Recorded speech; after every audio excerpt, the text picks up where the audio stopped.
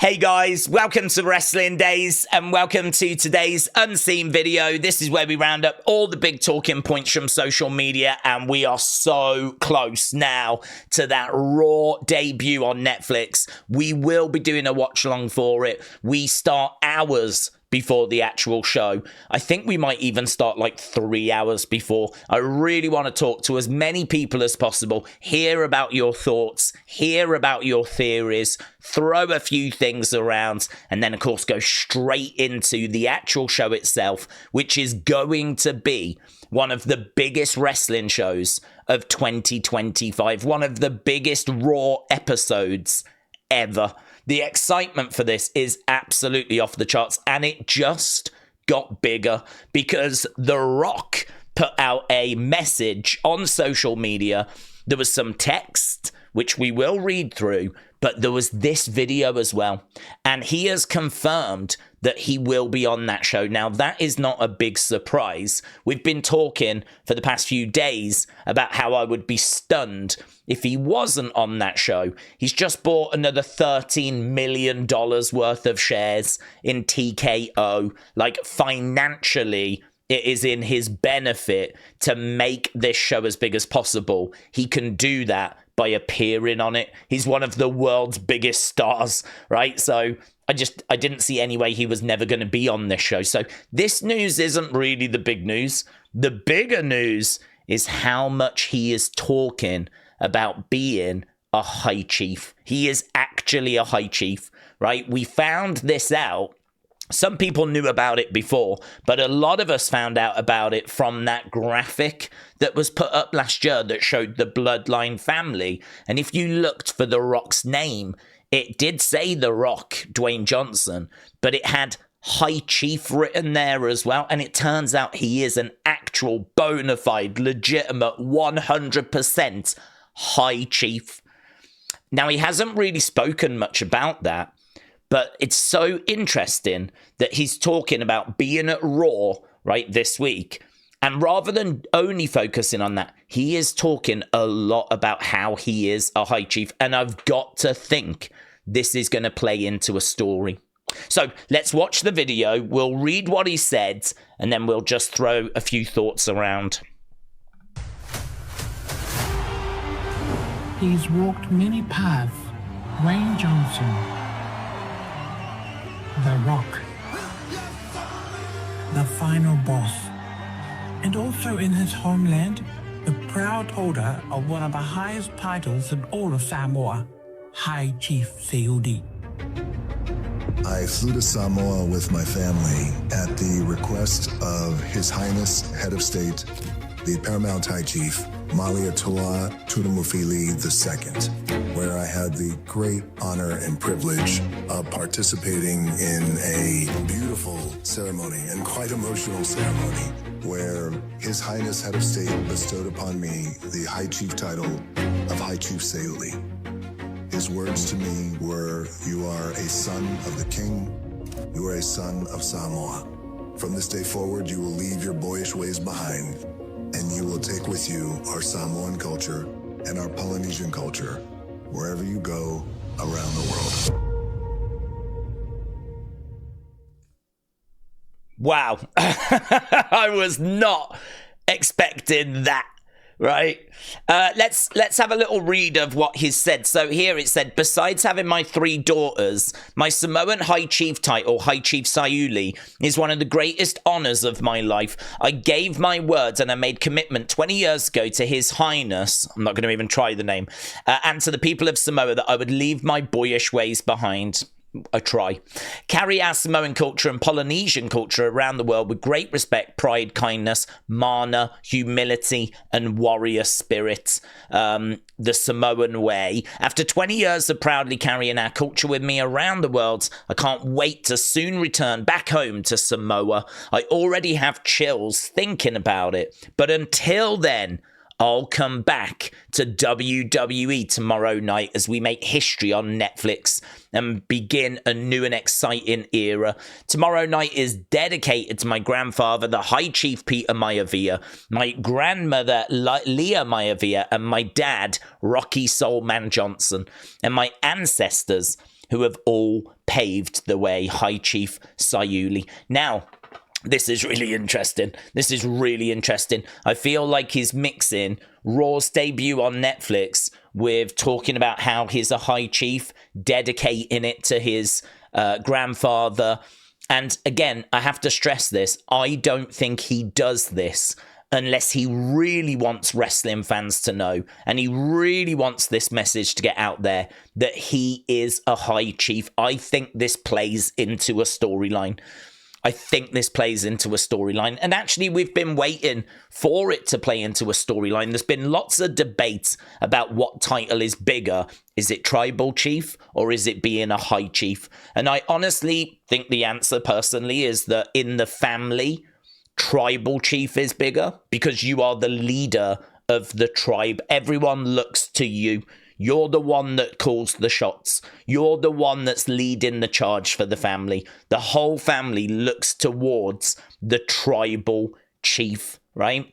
Tribal Chief in the wrestling world. And within that family, I believe is the bigger honor. But High Chief, right? High Chief within the Samoan culture, I believe, is a massive, massive honor as well.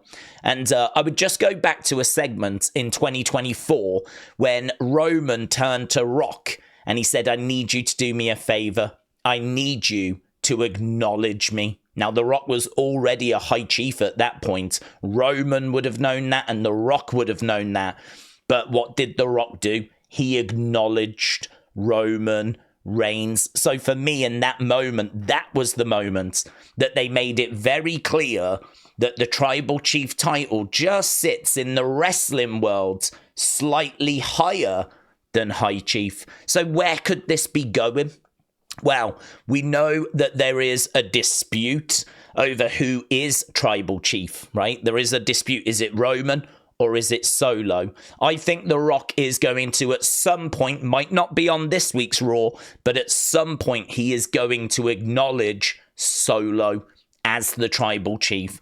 I don't think he will acknowledge Roman anymore as Tribal Chief, and actually now he can ask Roman to acknowledge him, because if Roman isn't Tribal Chief, Roman also isn't a High Chief. So that means that Dwayne "The Rock" Johnson, High Chief Seiuli, definitely outranks Roman Reigns right now. Definitely outranks him. So I think Solo wins that Tribal Chief Tribal Combat match. And I think this is setting us up for The Rock asking Roman to acknowledge him. And what's interesting is that word on the street is The Rock is not going to have a match at this year's WrestleMania at the moment. But it does feel like we're planting seeds for him and Roman. Everything I'm seeing here is making me think WrestleMania this year, Rock versus Roman. Because I feel like we're putting pieces in place where, you know, Roman is not going to be Tribal Chief. Rock's going to be High Chief. He's going to ask Roman to acknowledge him, just like Roman did last year. And I feel like I can see the pieces coming together. So this is big news. Will it go that way? I can't guarantee it, but that's kind of how I'm seeing the pieces fall at the moment. I think this is very interesting. And it's not even so much about the fact he's going to be on Raw. It's about this High Chief title and the fact that that has been brought to the forefront. So yeah, this is definitely one to keep an eye on. Definitely one to keep an eye on. Okay, let's go WWE because we've actually got loads of stuff. WWE, Ethan, thank you. WWE has taken over Las Vegas and WrestleMania is still months away. Look at all these signs that are all over Las Vegas right now, as WrestleMania, of course, is going to be there this year. Christopher, thank you. WWE Royal Rumble 2025 has now officially sold over 50,000 tickets. It surpasses the attendance record of the 2017 Royal Rumble, making it the most attended Royal Rumble of the 21st century. How about that? This is going to be one of the biggest Royal Rumbles of all time. Amazing. I love this. It's not news, but I just think it looks great. TJF 1983 said they've got to change the title to pink now. So it was Wrestlemania that I think have mocked this up. Tiffany Stratton arriving at next week's SmackDown with a custom Women's Championship. So again, this isn't an actual title. They haven't made this to our knowledge, right? There's no image out there. And if there was, I don't think these two would be standing next to each other all smiles, considering how she won that title, right? So this is, I'm guessing, an AI-generated image, or it is a photoshopped image. The big thing is, what do we think about that? If that was Tiffany's title, how would we feel about that? I actually don't mind that. I'm not sure about the pink behind the logo. It might just be a bit too pink. I think maybe the back should be black or maybe gold. I think gold would look kind of nice.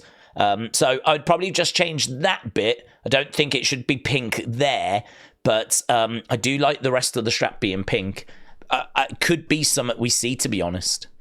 Wrestle Night said, tagging me in this Fightful, so you'll see Stephanie around, maybe at Netflix. So this is actually quite interesting. If we whoosh over, and I think we can go full screen on this one. So I would love Steph back. Here's the thing with her. She stepped away and our kids are at an age where we have one in college, and over the next 4 years, the rest will be in college. We've got 3 girls. It's a very formidable time, and a time where she's really enjoying having some downtime. She's busy. She's got a lot of passions. Pediatric cancer is one big thing for her. She's been doing some stuff, but she is still up to speed on a lot of the stuff that we're doing. She clearly has her takes and her opinions. I'd love to hear those. Could you imagine Triple H going back and Steph being like, what are you doing? Why have you booked it that way? You know, all the frustrations we have. I mean, I do like that she has her takes and opinions. It just makes me think that Triple H is sitting down for dinner at home and he's got Steph in his ear. Why aren't you booking Finn Balor better? Blah, blah, blah, blah, blah. Love that. So it's wonderful that she can still be around. She will always have a passion for this. I think that weighs in on her mind from time to time. Like, I want to do that, but I have to give up all this time with my kids that I would never get back. She's enjoying her time with them very much. So giving that up would be tough. But you'll see her around, maybe at Netflix. So that was Triple H talking about kind of what's going on with Steph at the moment, which is obviously very interesting because she keeps popping up here and there at WrestleMania. We saw her backstage at Survivor Series. I definitely feel like this is a show Steph wouldn't want to miss. So yeah, I mean, there's every chance we see her in the ring, you know, welcome kind of a thing to Monday Night Raw. It could be that Triple H does that, but it would not shock me if Triple H said, Steph, you do it, you know? That would not surprise me in the slightest. Whoever gets to say welcome to Monday Night Raw, what an honor that is going to be. It's an honor anyway. I mean, you know how people love doing that at the start of Raw. To do it on this one would be a real honor. So will it be Steph? Will it be Triple H? Will it be John Cena? Could be John Cena. John Cena stands a good shout. Will it be The Rock? Don't know. Will it be Roman? Will it be Hulk Hogan? Because we have actually got some news on that front, but let's keep going. Mattel, shout out to you. So yeah, Triple H did an interview and he said he thinks the perfect runtime is 2.5 hours. And do you know what? I would agree. We saw a 3-hour SmackDown the other day, and I think you could have took some bits out of that and made it a little bit tighter, but you couldn't have lost an hour. But then we've been watching 2-hour Raws, and it just feels like it's not quite right. It's not quite enough. So I actually agree with Triple H. I feel there is that kind of sweet spot in between 2 hours and 3 hours now, where 2.5 hours is probably about right. So I don't know if that's going to be the average runtime, but that was a time that he mentioned being about 2.5 hours. I mean, I think they can go pretty much however long they want, but yeah, I can't see it being drastically more than 3 hours. I think this week it will. This week, I could see it being 3 hours 15, something like that. I think it will go over 3 hours for this first episode. But actually, as things start to settle down, we might find Triple H trying to get it to that kind of 2.5 hour range. So, yeah, it's going to be interesting. He seems to think that 3 hours can be a little bloated. 2 hours is not enough. So I thought this was very interesting, him saying that he thinks the perfect runtime is about that. And with Netflix, they can just kind of do whatever they think they need to do that's right for the product. So maybe we'll see some 2 hour, 30-minute shows, but hard to see that happening until after WrestleMania, to be honest. This side of WrestleMania, I'm thinking they're going to want as much time as possible. Right, this is really interesting. This is one of the big posts of the day. So Dr. Chris Featherstone has been killing it, to be honest, doing a great job. So here's some Netflix news. The Rock's involvement is that he'll cut a promo. Now, could he do more than that? Could he make an appearance and attack Roman or something during the match later? Of course. But it seems like what they're going to primarily have him doing, the main purpose for him to be there, or certainly what they're saying, is he'll do a promo. That's going to be a very interesting promo. Hulk Hogan is also scheduled to appear, and he'll cut a promo as well. I've seen a lot of pushback on this, and I get it, because, you know, Hogan in 2025 is not the Hogan of the 1980s. You know, there's been comments that have been made that people struggle to forgive him for. And I sort of feel like, yeah, not everyone is on board with Hogan in this day and age, but he's a massive name. He is someone that if you was watching in the 80s, the 90s, maybe you stepped away at that point, his name still resonates with people. You know, there are a lot of people out there that remember Andre, Macho Man, Hulk Hogan, Bret Hart, Shawn Michaels, right? These are the kind of names that they think of, Ultimate Warrior, right? Hogan is absolutely one of the biggest stars they've ever had. So having him on this show, I suppose, shouldn't be a massive surprise, but actually having him do a promo and not just sort of being around is a bit of a surprise, to be honest. They're certainly getting him to do more than I was expecting. John Cena is also going to appear. He will cut a promo to hype his farewell tour. So lots of promos. And this is one that fell through. Steve Austin was originally discussed to appear, but that has now been scrapped. That is such a shame. I mean, how amazing would it have been to have had The Rock, Cena, Stone Cold, Flair, Hogan, Undertaker, all in the ring at the same time? Could you imagine that? Maybe Randy in there as well. Like, could you imagine if we'd have got, like, Brett, Shawn? I mean, let's just go bonkers. Let's just put, like, the biggest stars that are still with us in the ring at the same time. And what an image that would have been. All of them in a row. What an image. What a moment that would have been. I mean, my mind was blown at WrestleMania 30 when we had Hogan. He was then interrupted by Stone Cold. They were then interrupted by The Rock. Like, that's still regarded as one of the great WrestleMania moments, having them three in the ring. But I mean, look at this. We could have gone even bigger. We could have gone even bigger. We could have had those three, and we could have had Cena. And I'm sure you could always pick up the phone and give The Undertaker a call, you know? And it would be hard to not have Ric Flair involved as well. But I don't know. Unfortunately, the Stone Cold Steve Austin plans have fallen through. WWE is really focused on making this a premium live event quality show to kick off the partnership. So, yeah, really interesting. A bit of an insight into what we can expect when it comes to the legends, some of those bigger names. Mattel said 4 signs, or this is from Sportskeeda, 4 signs The Rock will help Solo. So one of the things which could have been forgotten is there was some fan footage, I believe it was Bad Blood. And when The Rock came out, he actually did that kind of 3 fingers, holding up the 3 fingers. Well, there was some fan footage of, I think, was it Jacob and Solo or Tama and Solo?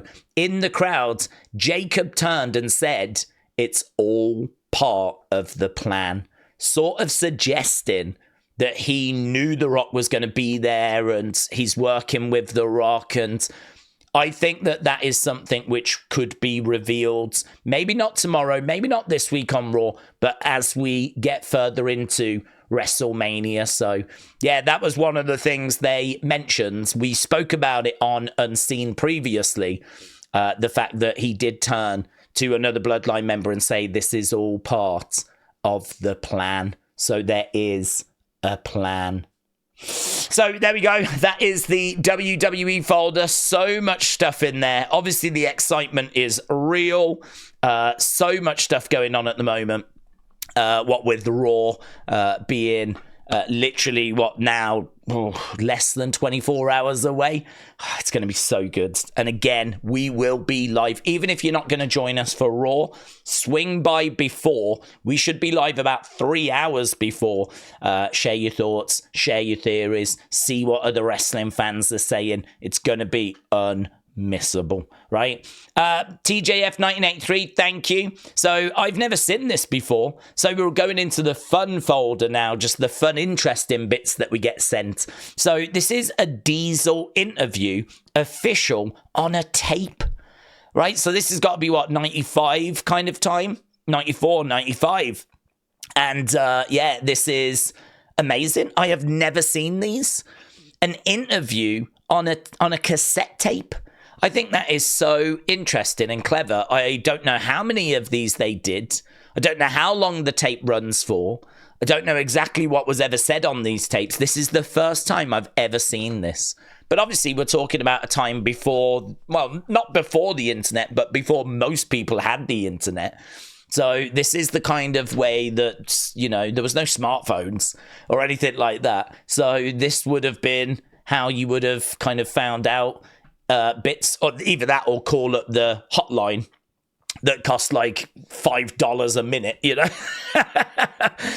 Whenever they were doing a PLE, a pay-per-view, there was normally a hotline you could call where you could hear interviews with the wrestlers. But this would be one that you could listen to whenever you wanted, an interview with Diesel. Never seen them before. Thought that was great. Miss Clown, thank you. Finding out that just before Rey came to WWE, he actually had a little run with CMLL, and apparently he wore this. Again, I've never seen Rey Mysterio, clearly inspired by Scott Steiner, but I've never seen Rey Mysterio wearing this. Obviously no mask at the time. He put his mask back on when he went back to WWE. But so yeah, that is an unmasked Rey Mysterio in like chainmail. How random is that? How random is that? Right, this is pretty fun. WWE Superstars were asked, what are they watching at the moment on Netflix? What's on my Netflix continue watching list? I like a lot of anime though. Good Night World, you know, Walking Dead, Daryl Dixon, you know what I'm saying? Superbad. Stranger Things, super excited for the new season. We got Seinfeld, which I watch every night. How I Met Your Mother. Terminator, Zero, House of Ninjas. You know, got range, dudes got range. Love is Blind. Oh, Love is Blind. Love is Blind. Love is Blind. I started on season 7. Now I'm rewatching every season because I got hooked. Cobra Kai, The Last Dragon, and Mortal Kombat. Slasher movies, World War II history, puppy movies, because I have 3 children that raid my list constantly. The Great British Baking Show. Classic. Of course. Our Living World, Our Oceans, incredible. Breaking Bad, my wife and I are deep into a binge. I've never seen the show. Suits, I watched that in 1 month. Emily in Paris. Emily in Paris. Definitely Lincoln Lawyer. Van Helsing. I got and Shark Tales. I'm a bit of a child at heart still. What's on my Netflix? Well, there we go. A real mixed bag there. Some of those shows I've seen, most of them I have not. Most of them I've never heard of. But things like Breaking Bad, absolutely awesome. Love that. Some of the others I recognize. Suits I've never seen, but I think I could watch it. I think I'd be able to watch it and get something from it. But yeah, to be honest, I'm not a big Netflix watcher. But obviously, that's about to change. What with Raw, SmackDown, NXT, all going over to Netflix here in the UK. Yeah, this was interesting, Thomas. Thank you. Tagging me in this from Mike. So apparently this is a young Mean Gene Okerlund. So this was Gene Carroll and the Shades. So he was in a band in the late 1950s, and apparently this is a young... It doesn't look anything like him. AKA Mean Gene Okerlund. Apparently that is him. I do not look at that and in any way whatsoever see Mean Gene Okerlund. Not in any fashion. In zero regards. Like, it's hard to believe that it's true. But apparently coming from a good source. So, and it does have it written there, Mean Gene Okerlund as well. So, yeah, that was one that was like, no way. And whenever I react like that, I always think those are good things to include in Unseen.